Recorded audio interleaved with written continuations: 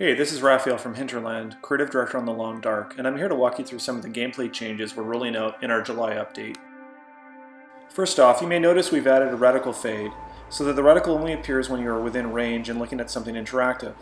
This means that when moving through the wilderness and scanning the horizon, your view won't be marred by any UI elements. This is part of our minimalist UI philosophy, and we hope you like the clear view. You'll also see that we've updated the warmer, colder text in the HUD, which was there to indicate when you were sheltered from or exposed to the wind. While demoing the game at E3, we had the chance to observe a lot of players who thought the warmer, colder information was a navigation helper. In other words, warmer meant they were getting closer to their destination. We realized that this warmer, colder text might be really misleading, so we replaced it with a simple windshield icon. When you see this icon on the HUD, it means you are currently in a position that is sheltered from the wind. This can make a huge difference to how cold you feel and how effectively a campfire is able to warm you up. We've also updated the player movement model. For a long time, we've recognized that the distinction between walking and running felt largely irrelevant in the game.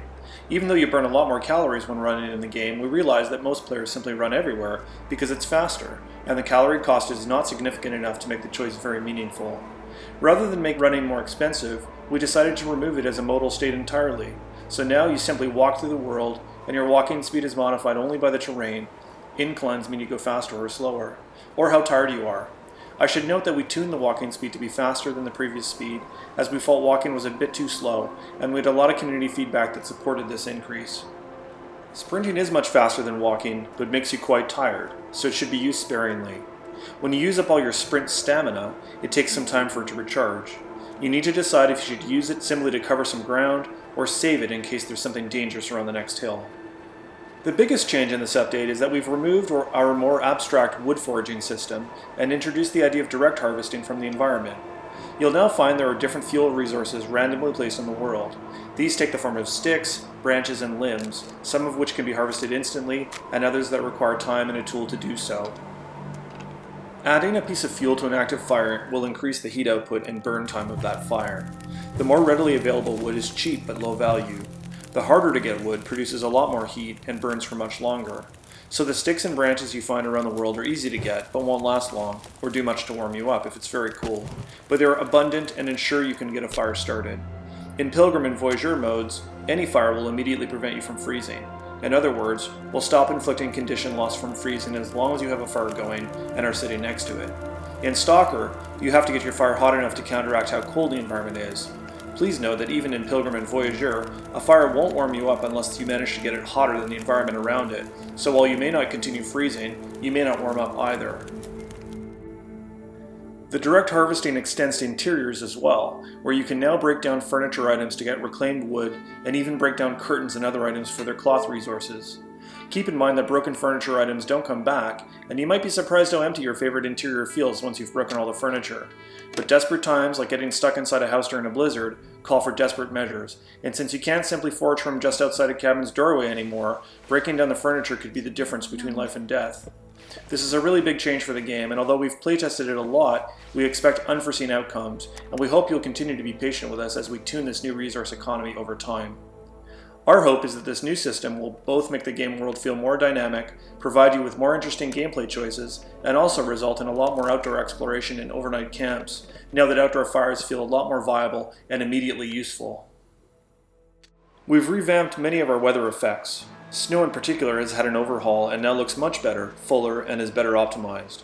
We've also increased the variability of weather, and in particular wind. Wind will now change speed and direction more frequently, which should help make the world feel more dynamic, and also keep you on your toes in terms of where you choose to take shelter. We should also note that we've implemented, in Pilgrim and Voyageur modes, a chance that you will wake up if your fire goes out when you're asleep. In Stalker, you're on your own, as the hardcore survivalists among you seem to prefer. One of the systems we've struggled with the most on this project is how to make wolf interactions an interesting challenge from a gameplay perspective. We've never wanted the game to devolve into more of an action experience, and wolf struggles have remained one of the only places in the game where you actively have to fight against something. We've toyed with many different ideas, and prototyped various systems including first-person combat, where you would actually see a knife or hatchet on screen while you fought with a wolf, but in the end, those solutions never felt right to us. What we've done in this iteration is make wolves more survivable in the short term, but much less so in the long term. Meaning, if you end up tangling with a wolf, you're likely to walk away from it, but probably not without it inflicting a bunch of wounds on you, including lacerations, bruising, infection risk, blood loss, and torn clothing. It's the proverbial death by 1,000 cuts. As part of the overhaul of the struggle system, we've also replaced our entire first aid interface with something a lot more user-friendly. Keep in mind that it's also now possible to suffer multiple instances of an affliction. For example, you can have multiple blood loss events and be losing condition over time from each of them, and now you have to triage between all of your various afflictions. Our revised first aid interface makes this possible. We've also added more depth to the first aid system by introducing new injuries and afflictions. Lacerations and bruising, for example, which are one-time damage events, wrist sprains, which prevent you from being able to use a rifle or bow, and hypothermia, the result of being freezing for too long, and which forces you indoors to warm up, otherwise you become more and more tired and gradually die as your body fails. So those are some of the major things we've added to the game in the July update. As you can see, it's a big one for us, and represents some of the biggest gameplay changes we've made to the game since releasing it. We believe this new enhanced gameplay will really extend the life of the game, and give you many more interesting decisions to make in the current sandbox. We're really excited about how the sandbox is evolving, as it's giving us an amazing foundation for our work in story mode, and we're especially excited by the excellent feedback we continue to receive from the community. We thank you so much for being a part of this process with us, and we hope you like this update. Please make sure you share your feedback in our forums, either at hinterlandforums.com if you're a PC or Xbox player, or in the Steam forums for the Long Dark. And next update, a new region for you to explore. Thanks, and we'll see you back in the Long Dark.